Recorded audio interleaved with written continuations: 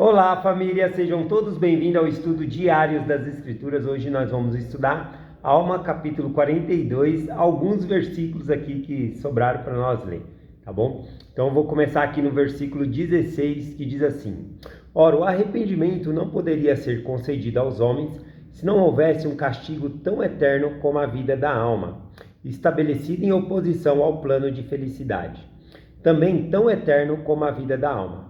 Bom, assim como ele fala que o castigo que cairia sobre nós era eterno, né? Assim também no versículo anterior ele explica que o próprio Deus, ele efetuou a expiação por nós, para pagar a dívida para que nós pudéssemos viver novamente com ele, ser levado à presença de Deus. Então nesses meios é que o arrependimento é concedido a nós, tá bom? Porque senão o castigo duraria para sempre. E para que o castigo não durasse para sempre, já que o efeito seria eterno, nada mais poderia ser feito a não ser um Deus eterno fazer um pagamento que fosse eterno também por essa dívida, tá bom? Só lembrando que o arrependimento, ele não paga pecado. O arrependimento, ele é como uma ponte que leva os meus pecados até Cristo. É Cristo que paga pelos meus pecados. Embora eu tenha feito coisas erradas e me arrependido, só o fato de eu me arrepender não me traz o perdão dos pecados, porque o pecado ele foi pago por Jesus Cristo. Então é por meio da expiação de Jesus Cristo que nós somos perdoados. Bom, aqui a gente observa que Alma ele está ensinando ao seu filho o plano de salvação.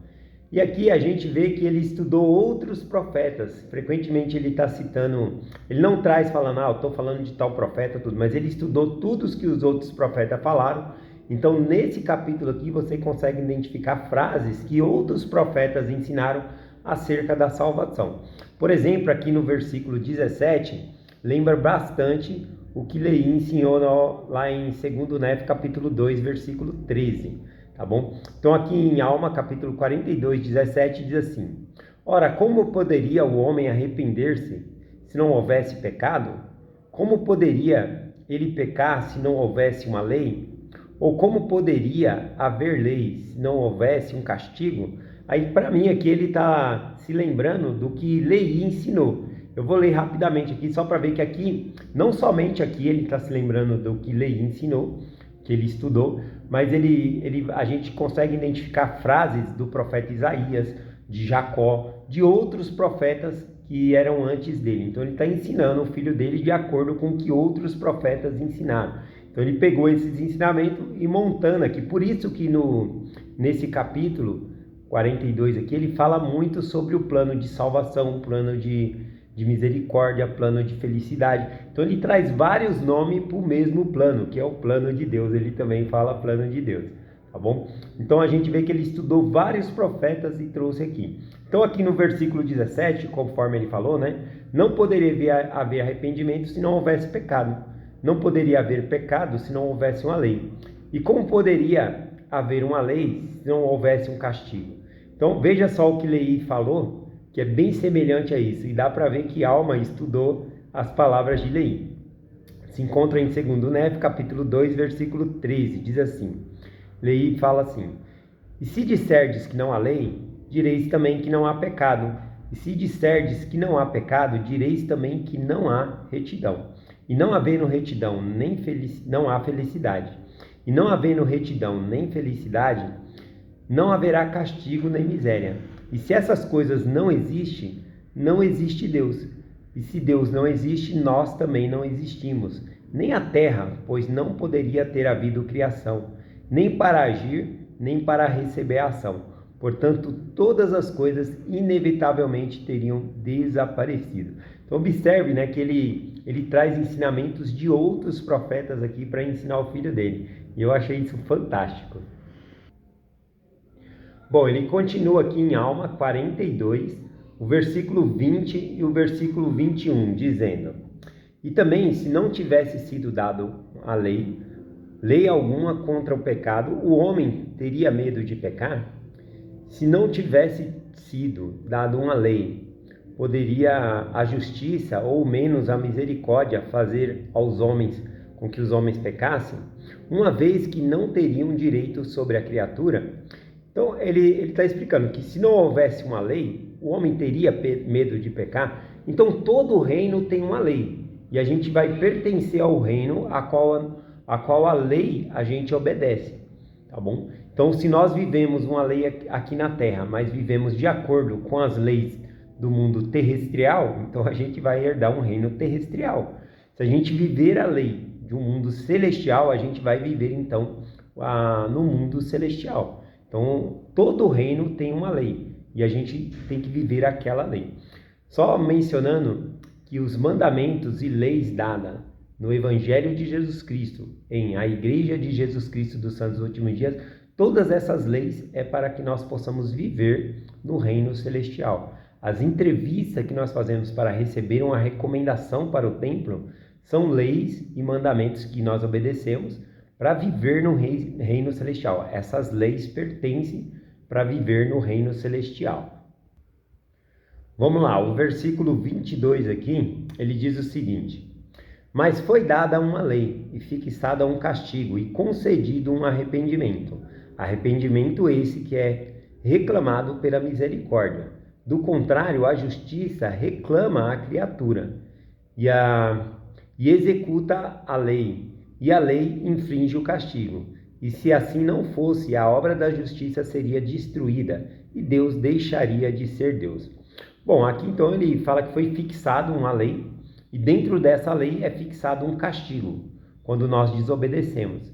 Mas devido ao arrependimento, a misericórdia vem sobre nós, sobre a condição de arrependimento.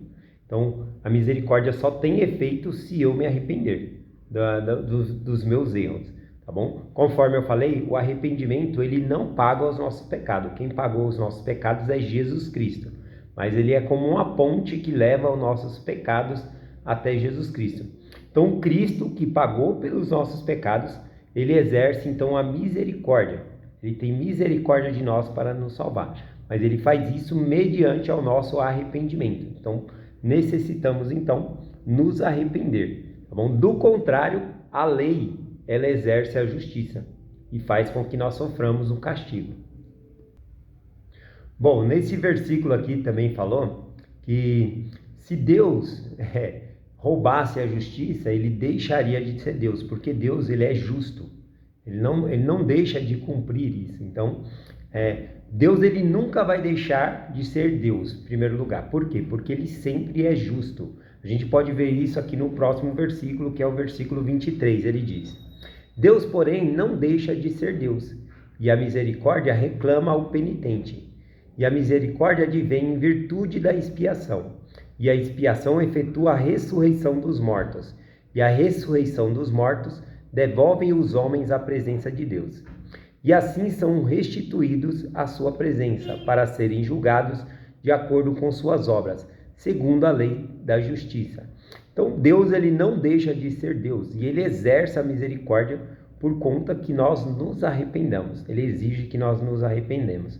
Tá bom? E isso devido à expiação. Jesus Cristo expia, né? Devido à expiação dele, nós vamos ressuscitar e seremos levados de volta à presença de Deus. E é também devido à expiação de Cristo que ele pode exercer a misericórdia para nos salvar. Então esse versículo ele fala que nós somos levados, né, de volta à presença de Deus para sermos julgados de acordo com as nossas obras. E quem vai ser salvo é o verdadeiro penitente, que é o que ele vai tratar aqui no assunto. Bom, versículo 24 diz, pois eis que a justiça exerce a todos os seus direitos, e a misericórdia também reclama tudo o que lhe pertence. E assim ninguém, a não ser o verdadeiro penitente, é salvo. Então, para sermos salvos, temos que ser verdadeiro penitente, que significa perseverar até o fim, buscar o Senhor, continuar voltando-se para Deus. Esse que é o sentido. Bom, aqui no versículo 25, ele diz: acaso supõe que a misericórdia possa roubar a justiça? Afirmo-te que não, que de modo nenhum. Se assim fosse, Deus deixaria de ser Deus. Que novamente falando, a misericórdia não pode roubar a justiça.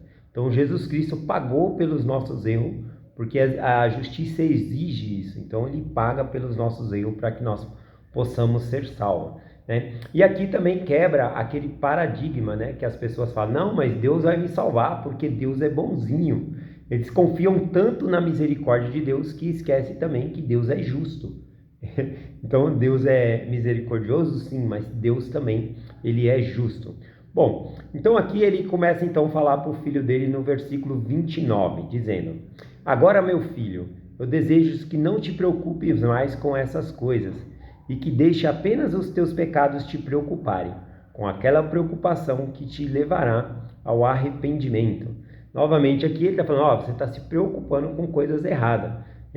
Tinha várias perguntas dele sobre a ressurreição, né, sobre a misericórdia de Deus. Ele fala, você tem que se preocupar com os seus pecados e se arrepender, né, para voltar à presença de Deus. Esse que ele vai falando aqui. O versículo 30 ele diz, meu filho, desejo que não negues mais a justiça de Deus. Quando a pessoa fala, não, Deus vai me salvar, Deus é bonzinho. Sim, Deus é bonzinho, mas ele também é justo. Então a gente está negando a justiça de Deus, se a gente quer levar só para o lado da misericórdia, tá bom? Não procure nem mesmo nas mínimas coisas desculpar-te de teus pecados, negando a justiça de Deus. Mas deixa que a justiça de Deus e a sua misericórdia e a sua longanimidade governe plenamente o teu coração, e deixes que te humilhe até o pó. O último versículo aqui desse capítulo é o 30, o versículo 31. Diz assim, e agora, meu filho, és chamado por Deus para pregar a palavra a este povo. Aqui ele é chamado outra vez, né? A gente vê que desde o capítulo 39 de Alma até o capítulo 42 aqui, ele vai tratando, né, dos pecados do filho dele para ele se arrepender. E aqui, né, por esse versículo chamar ele de novo para a obra missionária, aí alguns supõem, né, que o que Alma está falando aqui é como se fosse simbólico, né, como se o filho dele não tivesse quebrado a lei da castidade, né? Então tem alguns que levam por esse lado com essa opinião. Para mim, realmente, o Corianto, né, ele acabou caindo nessa armadilha, porque fala que ele foi até as fronteiras, né, atrás da meretriz Isabel, né, lá. Então ele foi até o lugar na fronteira dos lamanitas atrás daquela mulher. E aí o pai dele repreende eles bem severamente aqui. Então para mim realmente ele caiu nesse pecado. Porém, é um pecado que tem perdão. O pai dele falou, olha, é um crime grave contra Deus, mas tem perdão. E por isso que o pai dele vem chamando a atenção dele desde esse momento. Então, o fato dele chamar ele novamente para a missão, para fazer uma missão aqui, não significa que passou um curto período de tempo. Aliás, as escrituras estão falando algumas coisas aqui, passou um longo período. Pode ser que Alma, Corianto, passou um longo período, né, sem poder fazer algumas coisas, e agora novamente ele está sendo chamado para a missão, tá bom? Então aqui é a minha opinião. Para mim ele realmente caiu no pecado, mas tem perdão, né? A Alma explica até que o pecado que não haveria perdão era negar o Espírito Santo, tá bom? E derramar sangue inocente, é isso que ele menciona. Então voltando no 31 diz, e agora, meu filho, és chamados por Deus para pregar a palavra a este povo. E agora, meu filho, segue o teu caminho, proclama a palavra com verdade e circunspecção, para que traga as almas ao arrependimento, a fim de que o grande plano de misericórdia tenha direito sobre elas, e que Deus te conceda conforme minhas palavras. Algo importante também é que após nós sermos perdoados, nós também temos que seguir nossa vida, não é ficar só se lamentando pelo que errou. Então aqui que ele fala, segue seu caminho, continua, vai pregar o evangelho. Então eu acredito que ele passou por esse processo e agora então ele foi chamado para pregar o evangelho, tá bom? Então é essa a mensagem que eu compartilho com vocês hoje, em nome de Jesus Cristo, amém. Até amanhã.